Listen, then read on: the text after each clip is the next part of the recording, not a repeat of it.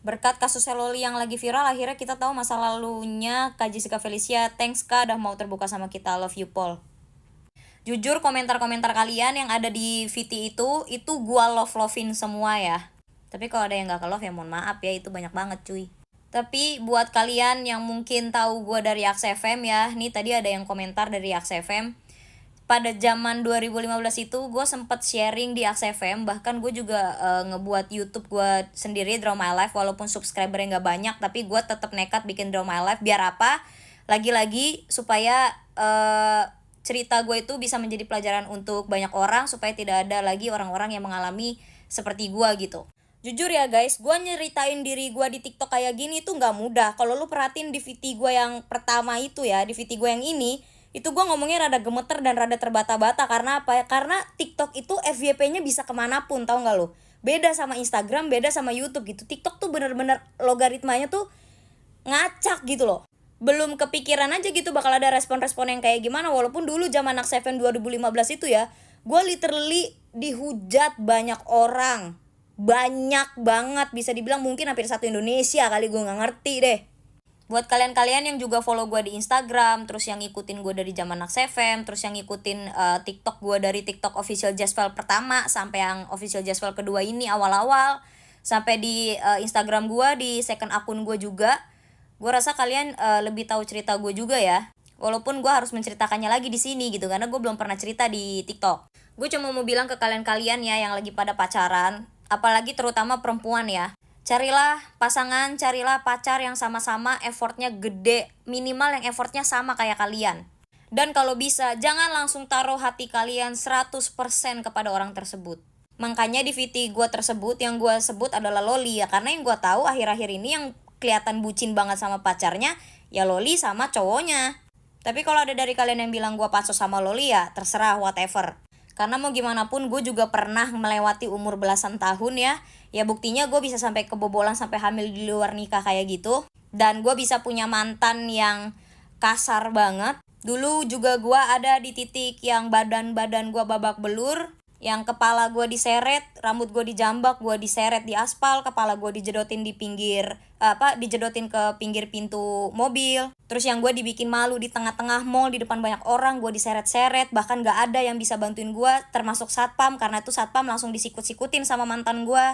Sampai akhirnya gue hamil walaupun dia mau tanggung jawab, tapi gue yang gak mau dinikahin karena gue gak mau masa depan gue makin hancur. Jadi gue ngomongin tentang gue hamil di luar nikah nih bukan sesuatu hal yang mudah-mudah aja gitu loh. Ya gue keringet dingin juga, gue gemeter juga gitu loh. Takut sama respon kalian juga. Sebenarnya bukan takut sih, cuman kayak gue belum karena gue juga sebagai netizen, gue rasa gue juga punya hak ya untuk bersuara, karena gue ngeliatin si Loli sama pacarnya itu. Ya terserah gue mau dibilang Kang Julid atau apa, ya nyatanya emang gue lagi ngomongin Loli yang relate sama kehidupan masa lalu gue.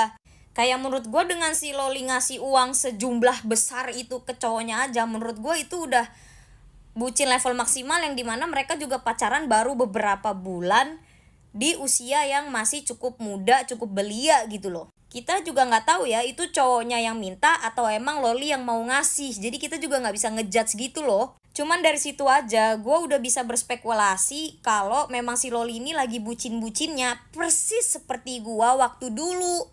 Terus proses mengenal pasangan itu tidak mudah ya, dan tidak singkat gitu. Yang gue khawatirin adalah Loli itu kan anak perempuan satu-satunya ya. Ya walaupun udah dikeluarin dari kartu keluarga deh, terserah deh lu pada netizen mau ngomong apa ya. Tapi mau gimana pun dia masih umur belasan tahun, dan dia lagi bucin-bucinnya. Dia juga adalah orang yang punya nama.